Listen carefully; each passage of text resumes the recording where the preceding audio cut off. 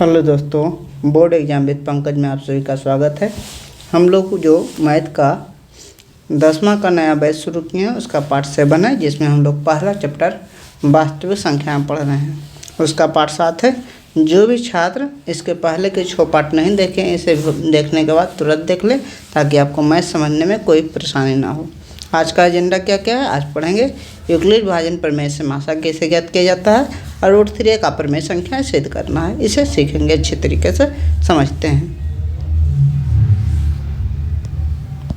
पहला यूक्लिड विभाजन प्रमेय। यूक्लिड विभाजन प्रमेय समझते हैं पहले। यूक्लिड विभाजन प्रमेय क्या हो सकता है? यूक्लिड विभाजन प्रमेय होता क्या है? एक दिन अगले दिन बता दिए थे। यूक्लिड विभाजन प्रमेय कहे थे, मान लीजिए हमको भागा देते हैं 5 से 22 को, तो 4 5 20, ये कितना भागा दिए तो बचा 2। तो 22 को जो लाने का तरीका है, 22 को लाने का तरीका 5 × 4 + 2 करने का तरीका है। इसको बोलते हैं भाज्य। क्या बोलते हैं? भाज्य। इसको बोलते हैं भाजक। आगे वाला बाद वाला जो भाग देता है उसको बोलते हैं भागफल और नीचे वाला को बोलते हैं शेषफल।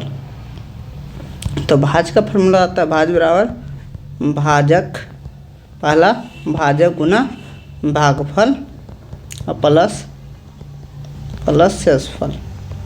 शेषफल भाज्य को बोलते हैं ए, भाजक को बोलते हैं बी, भागफल को बोलते हैं क्यू और शेषफल को बोलते हैं आर। तो ए बराबर बी क्यू प्लस आर, ए जो है यूक्लिड विभाजन प्रमेय। तो हमेशा याद रखिएगा यूक्लिड विभाजन प्रमेय क्या होता है। यूक्लिड विभाजन प्रमेय क्या होता है? ए बराबर बी क्यू प्लस आर। जो आर का मान होगा उसके बारे में भी ध्यान रखिएगा। जो आर का मान शेषफल का जो मान होगा वो 5 से तो छोटा होगा, लेकिन 0 से क्या होगा? बड़ा। 0 भी हो सकता है, 0 से हमारा बड़ा भी हो सकता है, लेकिन 5 से क्या होगा? 5 से हमेशा छोटा होगा। 5 कौन सा है? 5 को बोलते हैं बी, यानी बी से हमेशा छोटा होगा, लेकिन जी इससे हमेशा 0 से हमेशा बड़ा होगा। ये भी ध्यान रखिएगा, कभी कभी पूछ सकता है ये चीज़। तो यूक्लिड विभाजन प्रमेय है, लेकिन इस शर्त के साथ यूक्लिड विभाजन प्रमेय है। देखिए आगे बढ़ते हैं। यूक्लिड विभाजन प्रमेय तो समझ गए हैं, क्यू प्लस बी, एक ए बराबर बी क्यू प्लस आर होता है। क्वेश्चन कहेगा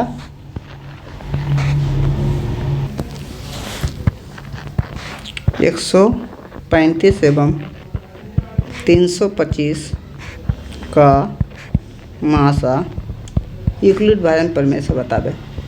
यूक्लिड विभाजन प्रमेय से बतावे।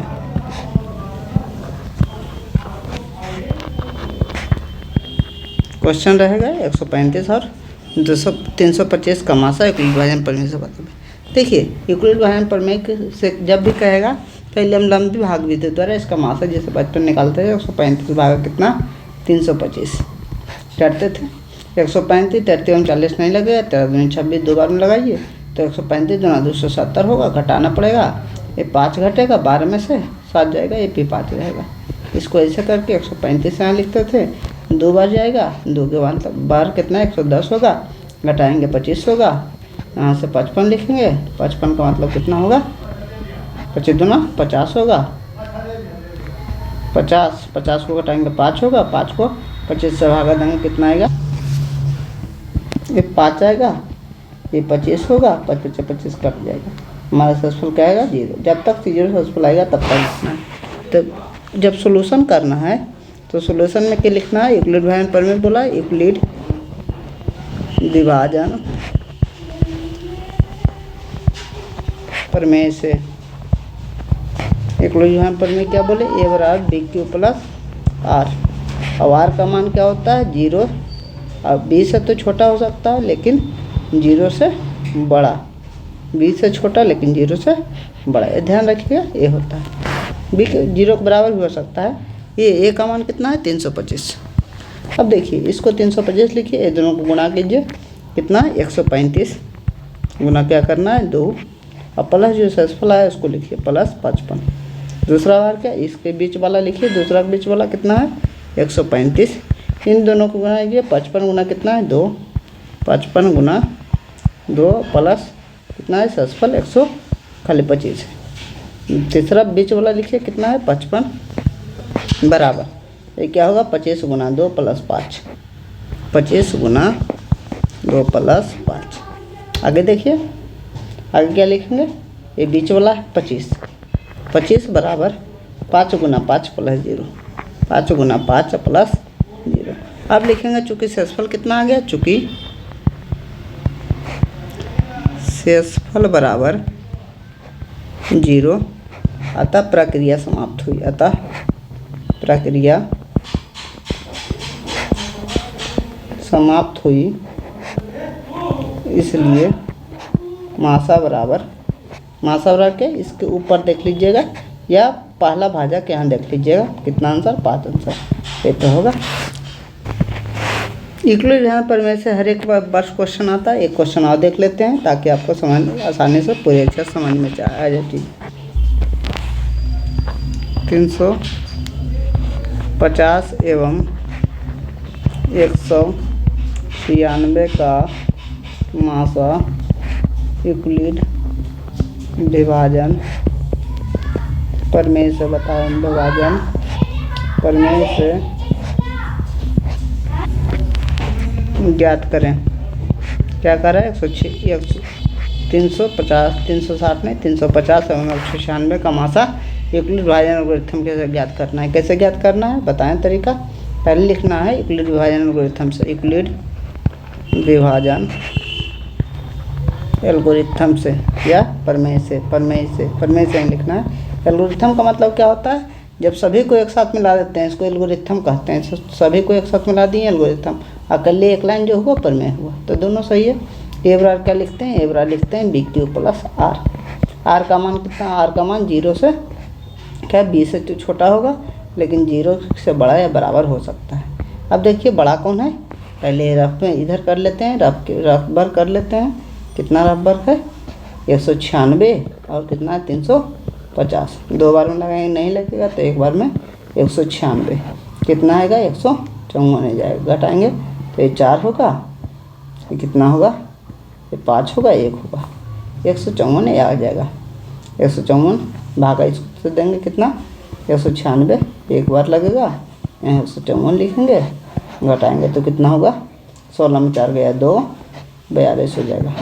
154 लिखेंगे, 42 तिया 4 बार नहीं लगा, 42 3 दूना 6 और 4 तिया 12, कितना होगा 126 होगा। 126 में घटाएंगे कितना होगा 28 होगा। 28 को फिर 42 लिखे ये लिखेंगे तो 28 से कम 28 हमारा कटेगा कितना 28 लिखा गया, घटाए कितना होगा 14 होगा। 14 28 उतारेंगे 14 28, देखिए 14 होगा, यहाँ से 28 उतरेगा, 2 बार में 28 कट जाएगा हमारा खत्म। अब कैसे लिखेंगे, बीच वाला को लिखते चलेंगे। हाँ बीच वाला कितना है, बीच वाला 350, तो 350 का जो मान होगा कितना होगा 196 गुना 1 प्लस 154, 196 गुना 1 प्लस 154। उसके बाद क्या है, यहाँ बीच वाला कितना है 196 बराबर 154 गुना 1 प्लस 42, 154 गुना 1 प्लस 42 है। अब देखिए 154 बराबर 154 का मान कितना है 42 गुना 3 प्लस 28, 42 गुना 3 प्लस 28।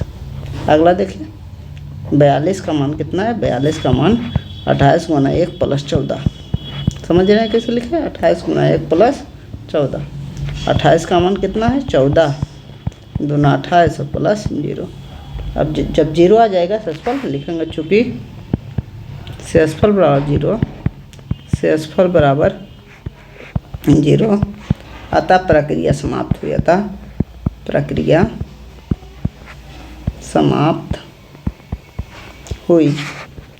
इसलिए मासा बराबर पहला जो भाजक होगा वही होगा 14, या 0 को ऊपर भी देख सकते हैं, यहाँ आंसर 14 हमारा आंसर होगा।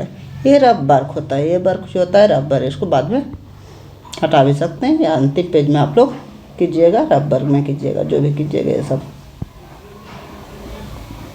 देखते हैं आगे यूक्लिड विभाजन पर एल्गोरिथम, आप लोग यूक्लिड विभाजन प्रमेय से मासा निकालना आप लोग सीख गए होंगे। आगे समझते हैं। अगला टॉपिक हम सबका टॉपिक जो है, टॉपिक क्या है, √3 एक अपरिमेय संख्या है, इसे साबित करना सीखेंगे अभी। देख क्वेश्चन आएगा, सिद्ध करें √3 एक अपरिमेय संख्या है, अपरिमेय संख्या है। कैसे सिद्ध करेंगे?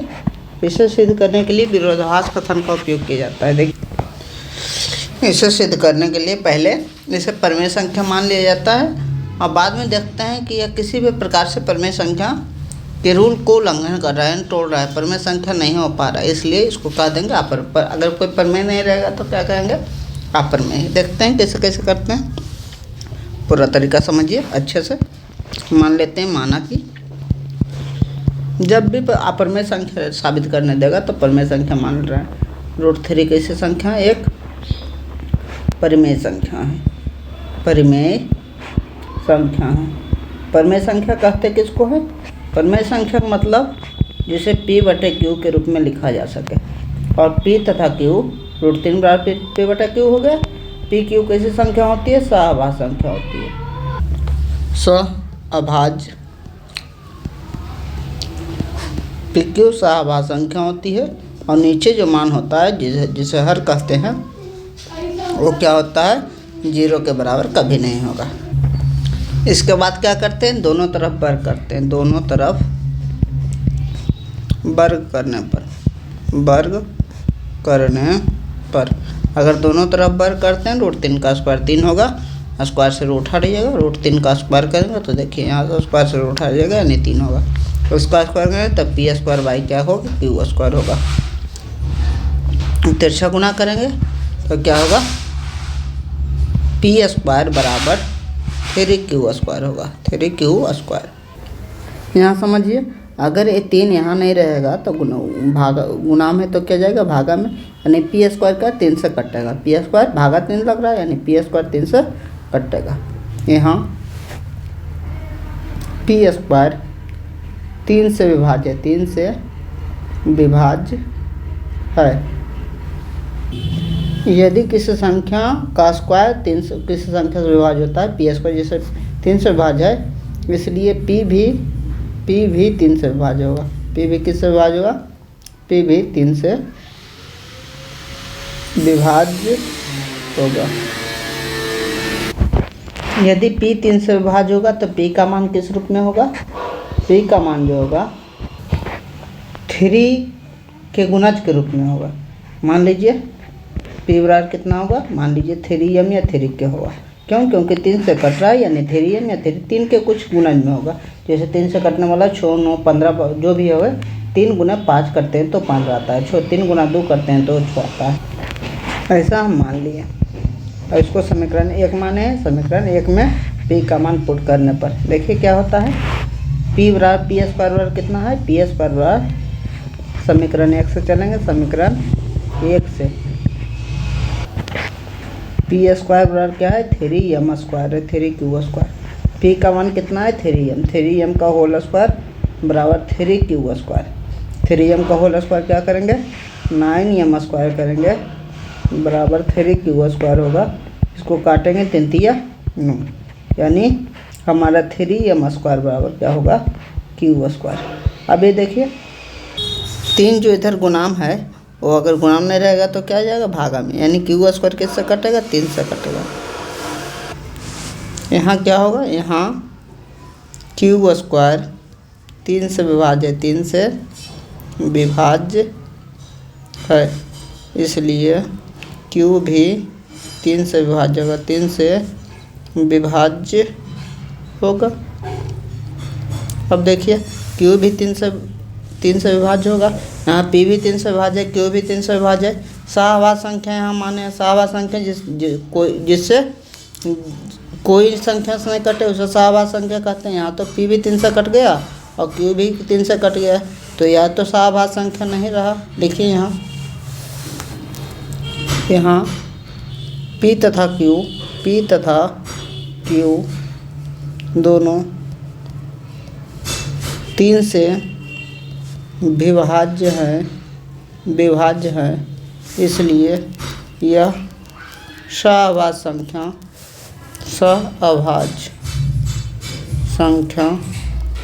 नहीं है। अगर सहअभाज्य संख्या नहीं ऊपर तो सहअभाज्य संख्या मान चुके, अतः हमारा मानना गलत है, हमारा मानना गलत है।